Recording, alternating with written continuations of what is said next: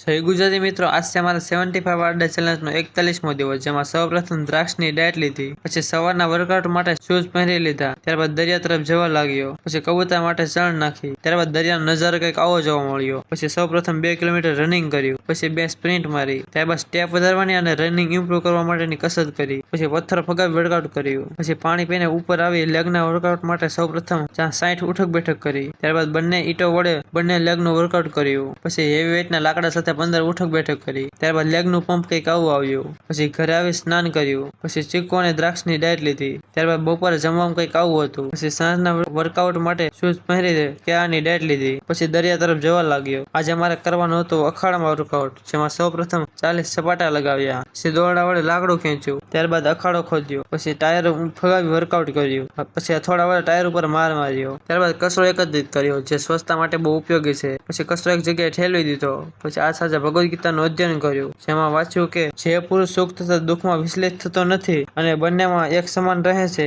તે મુક્તિ પામવા માટે સર્વથા યોગ્ય છે. બોલો જય શ્રી રામ.